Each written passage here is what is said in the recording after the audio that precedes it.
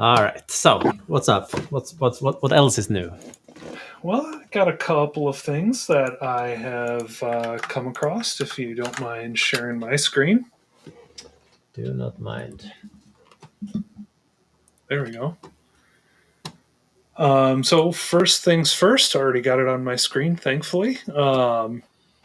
2503 version of ConfigMgr was released to the slow ring last week, I believe it was. Um, I can't remember if we mentioned that last week or not, but worth mentioning again if that's the case. Absolutely. And I did notice too, even though there's the what's new version of the page, there's actually another page to go to the summary of changes in this version. So keep that in mind when you check this out. But a bunch of different fixes here. Nothing in particular I can think of that I was specifically looking out for. Was there anything that you or any customers that you're aware of, Johan, were excited There, for any of these bug fixes? there was some cloud management gateway fixes. I know some of the customers I work with were happy for, especially related to peering or content. So Okay. that's good news.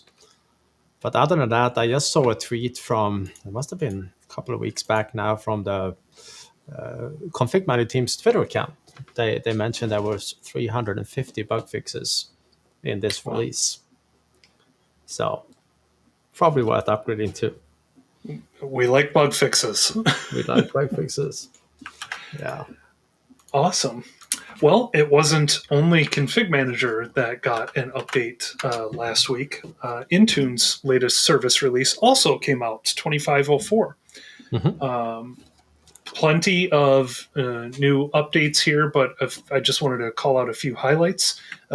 Johan, I don't know if you noticed this one or not, but delivery optimization settings are now in the settings catalog. So that's exciting. Well, no, it's been there for a long time. I wonder what they This must be a changed. new admin template or something. New template uses settings format as found in the settings catalog.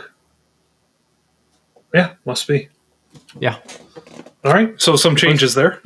yeah, so we just have to go to the settings catalog because the template was not updated with all the settings that were in the settings catalog. So my There thinking we go. is that's probably it.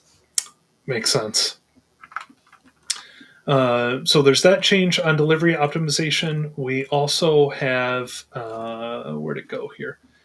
New settings in the Windows security baseline. Mhm. So also take note, you may not see these right away. So it may be another week or so before you see these in your tenant, but there are quite a few new settings here. I also did come across a tweet from James Robinson, who maintains the OpenIntuneBaseline, that this should be updated soon as well. I don't think I saw an exact date on that, but he is aware of it. And so we should see this updated. All right. Also came across this article, something I'm going to keep in my back pocket here as we get through the next several months, from Mr. T-Bone, who always has, I love just saying his name, quite honestly, Mr. T-Bone. Um, has a great blog post here on if you're upgrading some of your domain controllers to Windows Server 2025, you may run into some trust relationship issues. If you have managed any domain joined machines for more than a couple of months, you've probably run into trust relationship issues at some point. But when we're seeing issues, widespread across a domain or something like that, important to get those resolved pretty quickly. So he's got a great blog post here on some of the things to help identify what the cause is and how to fix them. So great stuff here. And then the last thing that I came across, a bit minor, but I thought it was cool. A UI change on, let's see, here we go, the Entra Admin Center. The homepage here on the Entra Admin Center just looks a lot better. A lot of high level, at a glance information, tenant information, role assignments, secure score. Don't judge me. This is a lab tenant. But I actually really like this. I think it's a little bit more useful than what the homepage looked like previously. So, yeah, just a small update that I came across this week as well. So that's what I've got this week, sir. Well, Autopatch. Let me steal my screen. Steal my screen. Steal the screen. It's been a long day, sir. So let's click the right button and we will make magic happen. This There was you mentioned go. in the chat also, by the way. Thank you for pointing it out. But Yep.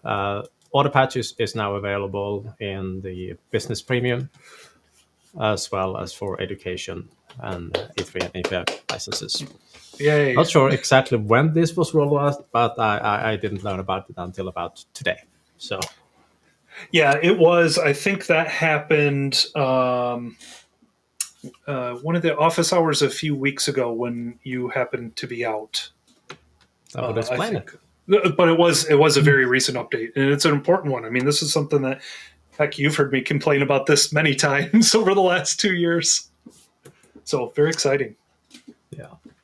And there was also a tweet earlier today basically highlighting the fact that Microsoft acknowledged that if you happen to patch Windows 11 22 H2 or 23 H2 with the April patch and you wanted to do an update to 24 H2 using WSUS, forget about that. That's not going to work.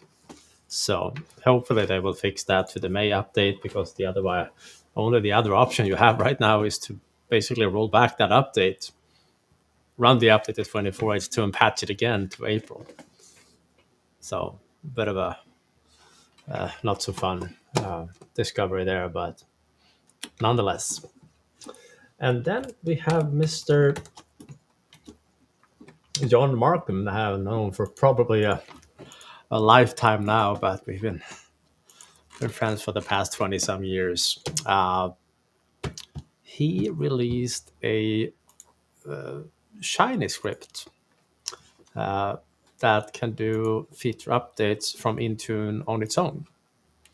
So if you don't want to use the feature update policies, but instead you just want to run a script that drives the entire upgrade together with a couple of common fixes, partitionings and application blockers, etc., this could be a good one.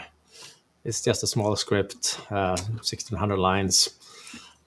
First time I saw the script, it was 3 lines. So it has grown significantly.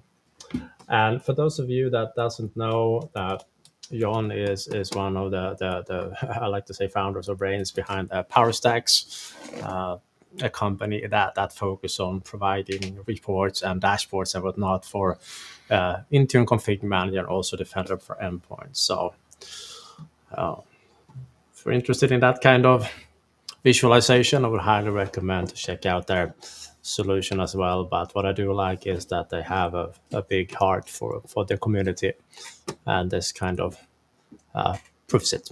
So there we are.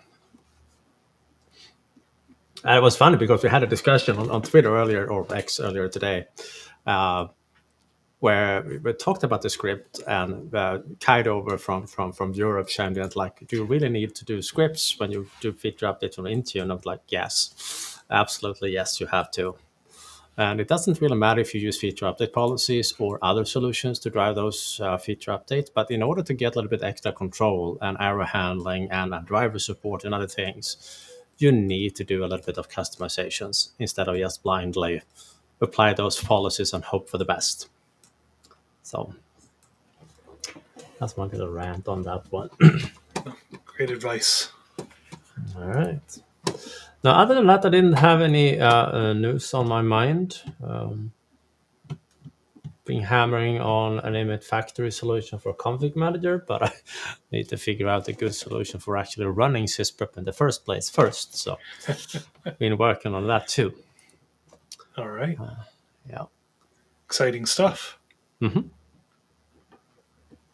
Indeed. All right. Do we have any comments or questions coming in? We do. Before I start with the questions, I just wanted to shout out. We've got a couple of hellos here, so I wanted to make sure we said hello back. And I see Matt's going to be joining next week, which is really exciting to be able to meet Matt in person. I'm looking forward to that. And Gary, pretty excited to be that we'll be running this live next week as well. So we are too, Gary. Yeah, and I think it's worth mentioning that I believe we still have the date change locked in. Let me go over to the sessions here. Dum. Hours can only be one. Yep.